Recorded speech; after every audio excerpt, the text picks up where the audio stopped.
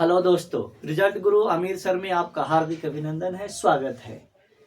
अब हम लोग 9 वर्ष में प्रवेश कर चुके हैं 2024 में। आप सभी छात्रों को 9 वर्ष की हार्दिक बधाई, ढेर सारी शुभकामनाएं। 9 वर्ष में नए इरादों के साथ, नए उम्मीद के साथ, नए उमंग के साथ हम लोग पढ़ाई करेंगे और एक संकल्प लेंगे। चाहे जो भी आप संकल्प लें, आपकी अपनी इच्छा हो, लेकिन उस संकल्प को कायम रखें और 9 वर्ष में मन से पढ़ाई करें ताकि आपका रिजल्ट बेहतरीन आए। आज हम लेकर के आए हैं त्रिभुज का दूसरा दिन है ये आज, और इम्पोर्टेंट क्वेश्चन लेकर के आए हैं और ये लास्ट है त्रिभुज का। ये अगर आप इतना क्वेश्चन कर लेते हैं, जो पहला वीडियो में जो क्वेश्चन दिया गया था और ये सेकंड वीडियो में जो क्वेश्चन दिया गया है, अगर आप ये दोनों वीडियो का क्वेश्चन कर लेते हैं तो आपको एक भी त्रिभुज से क्वेश्चन ऑब्जेक्टिव में नहीं छूटेगा। ये मेरी पूरी गारंटी है। तो ये इसको ध्यान से समझेंगे, एक एक कॉन्सेप्ट को समझेंगे। अगर ये कॉन्सेप्ट को समझ लेते हैं आप, तो आपको शॉर्ट वीडियो के साथ, शॉर्ट क्वेश्चन के साथ साथ लॉन्ग क्वेश्चन में भी आपको काम आ जाएगा। तो इसको ध्यान से देखेंगे, कॉन्सेप्ट को समझते चलेंगे। देखिए पहला क्वेश्चन बहुत ही मजेदार है। कह रहा है यदि एल समानांतर है किसके, एम के, तो डी का मान क्या होगा, जो कि फिगर आपको यहाँ पे दिया हुआ है। देखिए यहाँ पे एल और एम एक दूसरे को क्या है, ये समांतर है, पैरेलल लाइन है।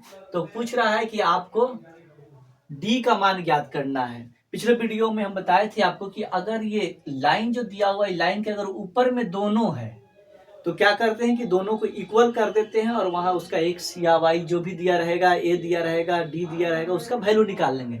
लेकिन यहाँ पर ध्यान से देखिएगा, यहाँ पर क्या दिया हुआ है, एक लाइन से नीचे है और एक लाइन के ऊपर है। इस कंडीशन में क्या करते हैं कि दोनों को जोड़कर 180 बराबर में लिख देते हैं। देखिए यहाँ पर कैसे सॉल्व करेंगे, 3d plus 50 plus 2d plus 20 is equal to 180। दोनों को जोड़ेंगे। देखिए 3d और 2d कितना हो गया, 5d प्लस 50 और 20 70 इजिकल टू 180। यहाँ पे कर देंगे 5d इजिकल टू 180 माइनस 70।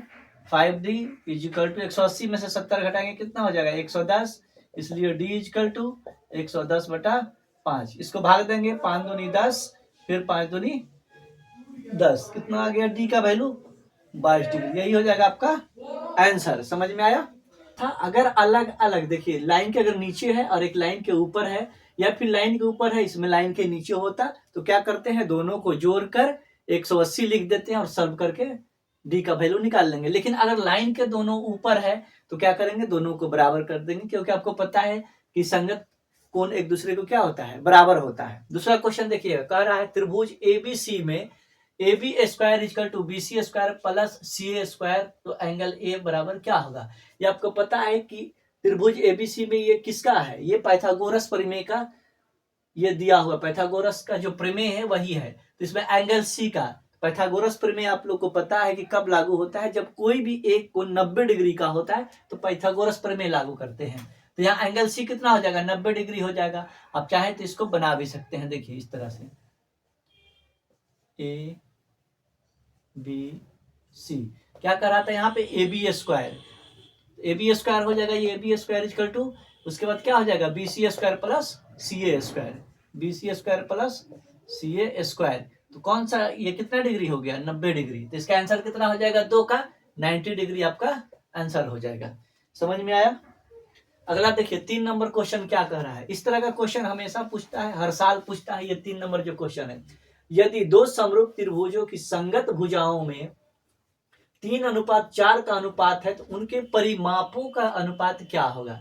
यहाँ ध्यान से देखिएगा, इसके पहले वाले या कई वीडियो में बताया गया है कि अगर संगत भुजा दिया हुआ है तो उसका क्षेत्रफल क्या करते हैं, स्क्वायर करके लिख देते हैं। अगर क्षेत्रफल दिया हुआ है और संगत भुजा पूछेगा तो उसका हम लोग स्क्वायर रूट से बाहर निकाल देते हैं, यानी वर्गमूल निकाल देते हैं। लेकिन यहाँ पे क्या कर रहा है, संगत भुजा दिया हुआ है और परिमाप कर रहा है। तो जो संगत जो भुजा होता है उसी को परिमाप बोलते हैं। तो उसका अनुपात क्या हो जाएगा, जितना यहाँ वैल्यू दिया है उतना ही हो जाएगा, 3:4। ध्यान रखिएगा, भुजा को ही परिमाप बोलते हैं, इसलिए जितना यहाँ पे संगत भुजा दिया हुआ है उतना ही इसका परिमाप भी हो जाएगा। अगर यहाँ पे क्षेत्रफल दिया रहता तब आप इसको स्क्वायर कर देते, 3 3 का 9, 4 4 का 16।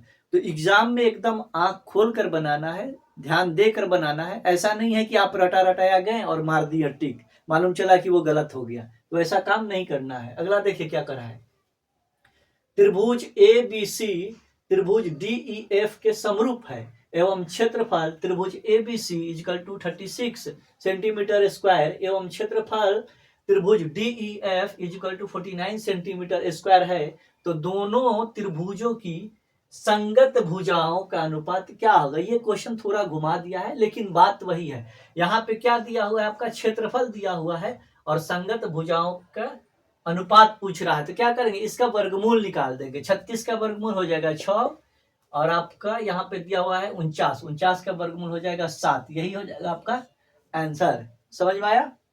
यहाँ सिर्फ आपको टाइम बर्बाद करने के लिए ये दिया गया है क्वेश्चन, लेकिन आपको समझना है कि यहाँ पे क्षेत्रफल दिया हुआ है और आपको पूछ क्या रहा है, भुजाओं का अनुपात पूछ रहा है, तो सीधे इसका आपको क्या करना है, वर्गमूल निकाल देना है। 36 का वर्गमूल 6, 49 का वर्गमूल 7, ये हो जाएगा आपका आंसर।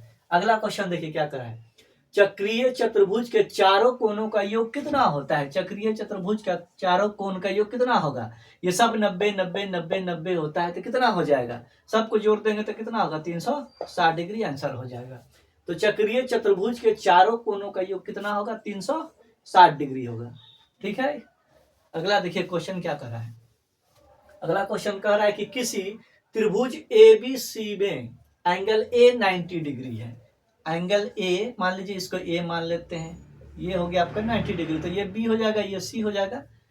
एंगल ए 90 डिग्री है, बी सी 13 सेंटीमीटर है, बी सी कितना है, ये 13 सेंटीमीटर है और ए बी आपका दिया हुआ है 12 सेंटीमीटर। तो पूछ क्या रहा है आपको, ए सी का मान निकालना है आपको। ठीक है, ए सी का मान ज्ञात करना है। एसी का जब मान ज्ञात करना है तो आपको पता है कि एच दिया हुआ है और आपका बी दिया हुआ है, यानी कर्ण दिया हुआ है, आधार दिया हुआ है, निकालना क्या है आपको, लंब। तो आपको यहाँ पे पाइथागोरस प्रमेय लगा देना है और बना लेना है। पाइथागोरस प्रमेय में अगर हम इसको मान लेते हैं, ये क्या हो गया आपका, पता है आपको कि बी सी स्क्वायर बराबर क्या हो जाएगा, यहाँ पे A B square plus A C square, A B square plus A C square. इसको आप बना सकते हैं आसानी से, 13 13 169, सॉरी आप, हाँ ठीक है, एसी दिया हुआ है कितना आपका, यहाँ पे एसी पता नहीं है, एसी स्क्वायर पता नहीं है, बीसी मालूम है, बीसी कितना है आपका, बीसी दिए हुआ था 13, बीसी है ए बी यहाँ पे 12 12 144 और बीसी कितना है आपका 13 13 तरह 169, इसको लाएंगे तो इधर घट जाएगा 169 minus 144 equal to A C square, घटाएंगे तो कितना आएगा आपका A C square equal to 25। आपको पता है कि जब एक पर से स्क्वायर हटता है तो दूसरे पर जाकर वो रूट चढ़ जाता है, तो यहाँ से हम ए सी सिर्फ लिखेंगे तो इसका हम वर्गमूल निकाल देंगे, यानी रूट चढ़ जाएगा, तो 25 का वर्गमूल कितना हो जाएगा 5, यही हो जाएगा आपका आंसर। फिर से ध्यान से देखिए, यहाँ पे आपका ए बी का वैल्यू दिए हुआ है और दिया हुआ यहाँ पर बी सी का मान दिया हुआ है, ए बी का मान दिए हुआ है और हम लोग को ए सी का मान निकालना है, यहाँ पर ए सी का मान ज्ञात करना है। तो यहाँ पे देखिए अकॉर्डिंग टू क्वेश्चन, क्वेश्चन के अनुसार हमको ध्यान देना है। तो आपको पता है कि अगर हम कर्व निकालते हैं यहाँ पर तो बी सी स्क्वायर क्या हो जाएगा, ए बी स्क्वायर प्लस में आपका हो जाएगा ए C square. A B square का वैल्यू हमको पता है, ए बी कितना दिया है 12 सेंटीमीटर, तो यहाँ रख दिए 12 12 144। बी सी का वैल्यू पता है 13 13 तरह 169 और ए सी स्क्वायर लिखकर छोड़ देंगे। 169 ये 144 इधर आएगा तो आपको कितना हो जाएगा, घट जाएगा 25 हो जाएगा, ए सी स्क्वायर इजकल टू 25। हमको एसी का मान निकालना है, जब स्क्वायर इस पर से हटाएंगे तो अगले वाले पर रूट चढ़ जाता है, तो इसलिए क्या हो जाएगा 25 का वर्गमूल 5 हो जाएगा। समझ में आया। अगला क्वेश्चन देखिएगा, अगला क्वेश्चन ध्यान से देखिएगा। देखिए अगला क्वेश्चन क्या कह रहा है, एक आदमी 15 मीटर पश्चिम दिशा की ओर चलकर वहां से 8 मीटर उत्तर दिशा की ओर जाता है। ध्यान दीजिएगा कि देखिए ऊपर वाला जो होता है हमेशा नॉर्थ होता है, ऊपर वाले को हम लोग नॉर्थ बोलते हैं यानी उत्तर दिशा बोलते हैं, नीचे वाले को दक्षिण दिशा बोलते हैं। अब देखिए अगर हम अभी हम उत्तर की ओर मुंह करके खड़े हैं तो बाएं साइड में हमारा क्या होता है, बाएं साइड में हमेशा पश्चिम होता है और दाएं साइड में हमेशा पूरब होता है। बाएं साइड में हमेशा पश्चिम होता है और दाएं साइड में हमारा पूरब होता है। याद रखिएगा इस बात को, ऊपर में उत्तर, नीचे में दक्षिण, दाएं में पूरब, बाएं में पश्चिम होता है। तो कह रहा है कि एक आदमी 15 मीटर पश्चिम की ओर चलता है। कहाँ चलता है? ये पश्चिम की ओर चलता है। मान लेते कि यहाँ से है, वो पश्चिम की ओर चला, कितना 15 मीटर चला पश्चिम की ओर, दिशा की ओर चलकर वहां से वो 8 मीटर उत्तर, तो उत्तर कहाँ जाता है? ऊपर की ओर। ऊपर हम लेकर जाएंगे 8 मीटर, 8 मीटर उत्तर की ओर जाता है।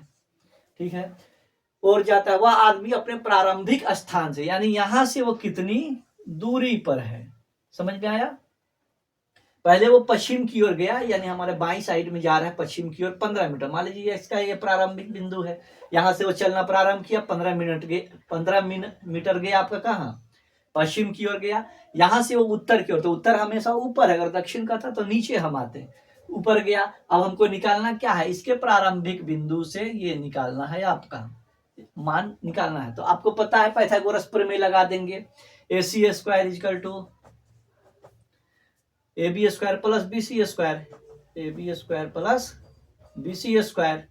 AB का मान कितना है आपका? 8 सेंटीमीटर, 8 64, प्लस BC का मान कितना है? 15, 15 15 225। दोनों को जोड़ देंगे, कितना हो जाएगा?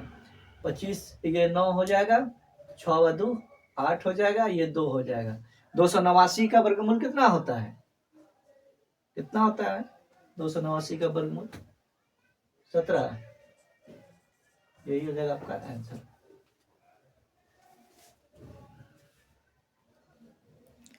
समझ में आया? तो कितना होता है ये आपका? ये 17 हो जाता है। तो इस तरह से आपको बनाना है, ध्यान देना। ये याद रखिएगा कि ऊपर वाले को उत्तर कहते हैं, नीचे वाले को दक्षिण कहते हैं इसको। उसके बाद में बाएं साइड में आपका पश्चिम होता है, पूरा दाएं साइड में आपका पूरब होता है। तो इस तरह से आपका बन जाएगा, आंसर आ जाएगा 289 का। आपको वर्गमूल निकाल देना, कितना आ जाएगा? 17 आ जाएगा। अगला क्वेश्चन देखिए। अगला क्वेश्चन अंतिम क्वेश्चन है एक्सरसाइज का। अगला क्वेश्चन देखिए क्या है। दी गई आकृति में x का मान निकालना है। यहाँ पे आपको फिगर देखिए, ध्यान से देखिएगा फिगर। यहाँ पे ये फिगर दिया हुआ है, इसका दिया है PQR, वैल्यू दिया हुआ है। यहाँ पे आपका मान दिया हुआ है 60 डिग्री, यहाँ पे आपका वैल्यू दिया हुआ है 50 डिग्री। कह रहा है कि इसका वैल्यू आपको ज्ञात करना है। तो आपको पता है कि त्रिभुज के तीनों कोण का योग 180 डिग्री होता है। 180 डिग्री जितना ये निकलेगा वही आपका ये हो जाएगा, जितना ये होगा वही आपका ये हो जाएगा। तो क्या करेंगे? 180 में से आपको डायरेक्ट बना लीजिए, क्योंकि ये ऑब्जेक्टिव क्वेश्चन है, प्रोसेस से बनाने की जरूरत नहीं है। दोनों को जोड़ देंगे, कितना हो जाएगा? 60 और 50 110, घटा देंगे, कितना हो जाएगा? 70। यही आपका हो जाएगा आंसर। समझ में आया? ये रहा आज का आपका क्वेश्चन, इसको ध्यान से आप समझेंगे। इस तरह का भी क्वेश्चन आपको फिगर दे करके पूछ सकता है, तो आपको मन से पढ़ना है। ठंड तो काफी बढ़ गई है, ठंडी काफी है, लेकिन आपको मन से पढ़ना है, सोना नहीं है। जितना सर झुका कर पढ़ेंगे उतना शान से चलेंगे, इसलिए शान से चलने की कोशिश कीजिए और मन लगा करके पढ़िए। और अगर आपको अच्छा लगा हो तो इसको अधिक से अधिक शेयर कर दीजिए बच्चों में, ताकि उसका लाभ मिल सके। ये बहुत ही रिसर्च करने के बाद ये सारे क्वेश्चन को निकाला जाता है, ताकि आपको बोर्ड के परीक्षा में एक भी क्वेश्चन नहीं छूटे। बहुत बहुत धन्यवाद। मिलते हैं अगले वीडियो में एक नए चैप्टर के साथ।